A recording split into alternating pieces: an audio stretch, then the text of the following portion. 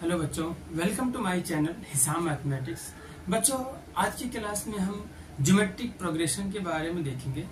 इसमें हमें सीखना है कि हमारा ज्योमेट्रिक प्रोग्रेशन क्या होता है और उसके टर्म्स को कैसे हम पहचानेंगे कि हमारा ज्योमेट्रिक प्रोग्रेशन है। जैसे हमारे पास ये एक एग्जाम्पल है कि हमारा जो पहला example 2, 4, 8, 16, 1/9 minus 1/27, 1/81 and minus 1/243 and ये है हमारा 0.01, 0.001। ये जो हमारे पास सीक्वेंस दिया हुआ है, ये कैसे आगे प्रोग्रेस करेगा, कैसे हम इसका नेक्स्ट टर्म निकालेंगे, ये चीज हमें यहाँ पे देखना है। क्या करेंगे, इसमें टू कॉन्सेक्यूटिव टर्म्स को लेके क्या करें, उसका रेशियो फाइंड कर लेते हैं। जैसे यहाँ पर अगर हम रेशियो फाइंड करें, सेकेंड टर्म हमारा 4 है, फर्स्ट टर्म 2 है, 4/2 उसको निकालेंगे तो हमारा 2 आ जाएगा। इसी तरीके से अगर हम थर्ड टर्म और सेकंड टर्म और थर्ड टर्म को ले 8/4, 8/4 ये भी क्या हो जाएगा, 2 हो जाएगा। तो 16/8 ये भी क्या हो जाएगा, 2। कहने का मतलब ये है कि अगर हमें इसके आगे के टर्म को प्रोग्रेस, आगे के टर्म को लिखना है तो कैसे लिखेंगे। यहाँ पे इनके बीच के जो रेशियो आ रहा है 2 आ रहा है, मीन्स इनमें 2 का मल्टीप्लाई करेंगे तो हमारा नेक्स्ट टर्म आ जाएगा। तो यहाँ पे हमारा 16 है, अगर 2 का मल्टीप्लाई करेंगे तो आ जाएगा 32। तो इस तरीके से हमारा जो प्रोग्रेशन है, जो गिवन है, ये इस तरीके से आगे प्रोग्रेस होगा। और अगर हम सेकंड एग्जांपल में देखिए, हमारा जो सेकंड टर्म है -1/27, अगर यहाँ इसका रेशियो निकाले -1/27 डिवाइड बाई 1/9, तो ये हमारा आ जाएगा -1/27 इंटू 9/1, तो ये 9 3 27, ये -1/3 है। ठीक है, सेकेंड टर्म और फर्स्ट टर्म ले लिया हमने। अब यहाँ पे थर्ड टर्म और सेकेंड टर्म देखते देखते क्या आता है, -1/3 आ गया। तो यहाँ पे हमारा है थर्ड टर्म देखेंगे 1/81 डिवाइड बाई सेकेंड टर्म है -1/27। तो यहाँ से हमारा आ जाएगा -27/1, 27 3 81 मीन्स यहाँ भी आ जाएगा 1/3। तो इनको भी अगर हमें आगे के टर्म को लिखना है तो -1/3 से अगर हम -1/243 में मल्टीप्लाई कर दें तो हमारा नेक्स्ट टर्म आ जाएगा। तो सेकेंड में भी समझ में आ गया कि हमारा नेक्स्ट टर्म कैसे आएगा, ये रेशियो निकालने के बाद। तो इसका मल्टीप्लाई करेंगे, नेक्स्ट टर्म आ जाएगा। फिर इसी तरीके से अगर हम इस थर्ड एग्जाम्पल को देखें, इनका अगर हम रेशियो निकालें, सेकेंड टर्म हमारा कितना है 0.0001 डिवाइड बाई 0.01। यहाँ पर अगर हम इसको डिवाइड करेंगे तो ये हमारा आ जाएगा 0.01। अगर इसमें इससे डिवाइड करेंगे तभी हमारा 0.01 का। तो इन तीनों एग्जांपल में देख रहे हैं, कोई हमारा एक रेशियो आ रहा है, कोई भी टू कॉन्सेक्यूटिव टर्म्स को अगर हम उसका रेशियो निकालें तो हमारा सेम आ रहा है। तो ये जो हमारा रेशियो आ रहा है, इसका नाम दिया गया जिसको बोलते हैं कॉमन रेशियो। ज्योमेट्रिक प्रोग्रेशन में कॉमन रेशियो होता है और उस कॉमन रेशियो से मल्टीप्लाई करते जाएं तो हमारा अगला टर्म आता रहेगा। कॉमन रेशियो क्या होता है, हमारा ये सेकंड टर्म से डिवाइड बाई फर्स्ट टर्म या third term divide by second term. तो इस तरीके से ये हमारा जो एग्जांपल है ज्योमेट्रिक प्रोग्रेशन का है।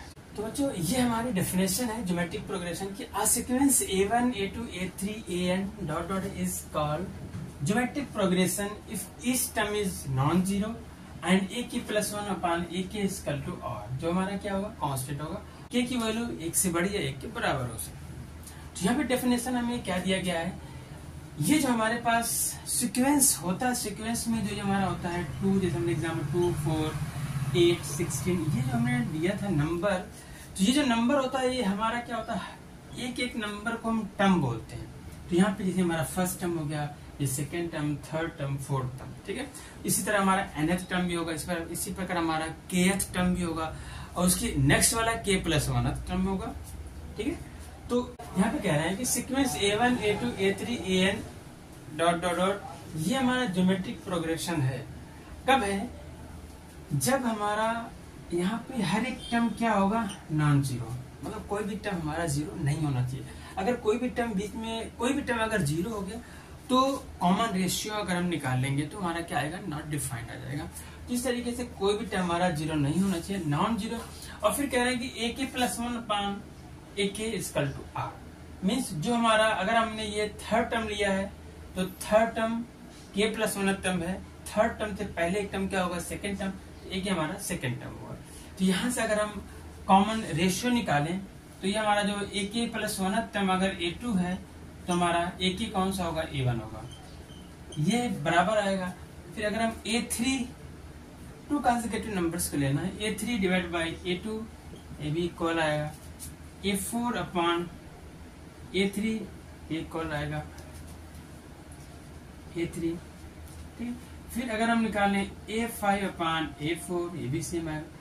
ये बराबर आता रहेगा अगर हम यहाँ पे निकालें AK plus 1th term divide by AK term, ये क्या आएगा हमारा कॉमन रेशियो R आता है, जिसको हम कांस्टेंट कहते हैं।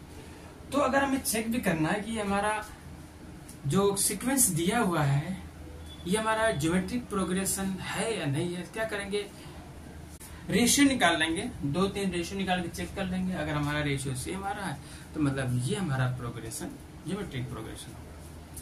तो यहाँ पे हमारा ये डेफिनेशन थी। और इसी तरीके से अगर हम बोल दें कि हमारा फर्स्ट टर्म, अगर फर्स्ट टर्म पता हो जाए और कॉमन रेशियो मिल जाए तो हम पूरी प्रोग्रेशन को लिख सकते हैं। जैसे अगर हम जनरल फॉर्म लिखें प्रोग्रेशन का, ज्योमेट्रिक प्रोग्रेशन का जनरल फॉर्म लिखें तो क्या होगा, ये हमारा R हो जाता है। तो मान लेते हैं हमारा जो फर्स्ट टर्म है, लेट कर लेते हैं कि हमारा जो फर्स्ट टर्म है वो क्या है, मान लेते हैं A है, मतलब AN क्या है, A1 इक्वल टू A है। एंड कॉमन रेशियो क्या है, और इसी तरह कॉमन रेशियो क्या मान लेते हैं, इसमें R मान लेते हैं।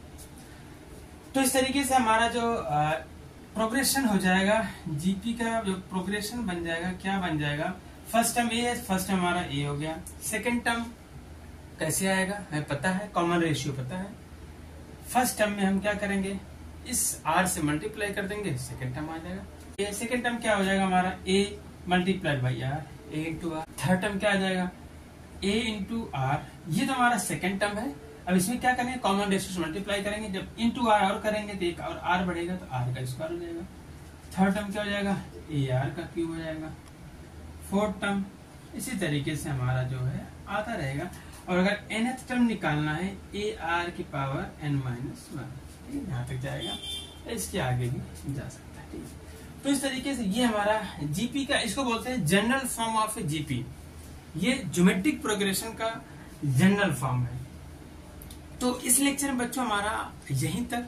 नेक्स्ट लेक्चर में देखेंगे कैसे हम ज्योमेट्रिक प्रोग्रेशन का nth टर्म निकालते हैं, क्योंकि हमें ज्योमेट्रिक प्रोग्रेशन का, अगर हम मान लेते हैं कि किसी ज्योमेट्रिक प्रोग्रेशन का 20वां पद निकालना हो, 100 टर्म निकालना हो या फिर 25th टर्म निकालना है, तो डायरेक्ट उस टर्म को कैसे निकालेंगे, ये चीज हम नेक्स्ट लेक्चर में देखेंगे। ओके बच्चों, have a nice day, take care.